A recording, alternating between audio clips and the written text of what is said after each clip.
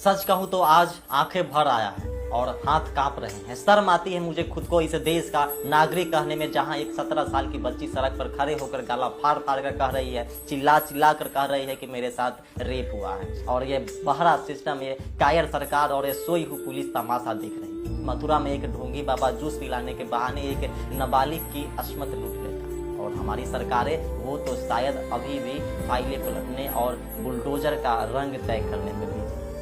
धिक्कार है ऐसे सत्ता पर जिसे मंदिर मस्जिद की फिक्र है, लेकिन अपनी बेटियों की चीखें सुनाई नहीं। कहाँ गए वो लोग जो बेटियों को देवी बताते थे? कहाँ है वो धर्म के ठेकेदार जो बात बात पर सड़क पर उतर आते हैं? आज जब एक भगवा चोला ओढ़ कर कोई दरिंदा किसी बच्ची को नोच रहा है तो तुम्हारा खून क्यों नहीं खौलता? क्या तुम्हारा हिंदुत्व सिर्फ चुनावी रैलियों और दंगों तक सीमित है?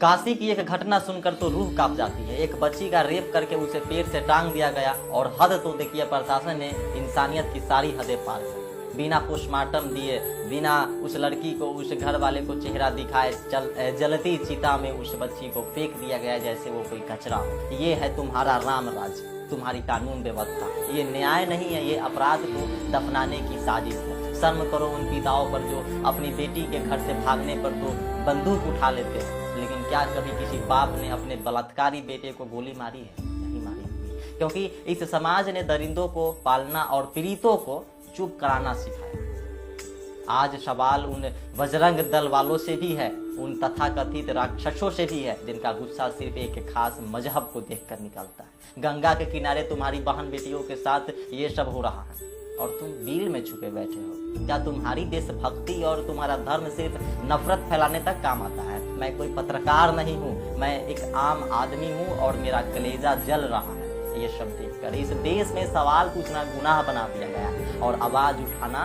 मतलब पुलिस उसे दबोच लेती। अपराधियों को संरक्षण देना बंद कीजिए। ये बुलडोजर अपराधियों को घर पर क्यों नहीं चलाते? क्यों सरकारें इन दरिंदों के सामने घुटने टेक लेती? सुन लीजिए कुर्सी पर बैठे बड़े बड़े लोगों, ये जो बेटियों की चीख है ना, ये तुम्हारे सिंहासन को राख कर देगी। आज किसी और की बेटी है, कल मेरी होगी, परसों तुम्हारी भी होगी। अगर आज हम चुप रहे तो हमसे बड़ा कायर और इस देश का गद्दार कोई हो ही नहीं सकता। थूकता हूँ ऐसे सिस्टम पर जहाँ इंसाफ के लिए सड़क पर चीखना पड़ता है।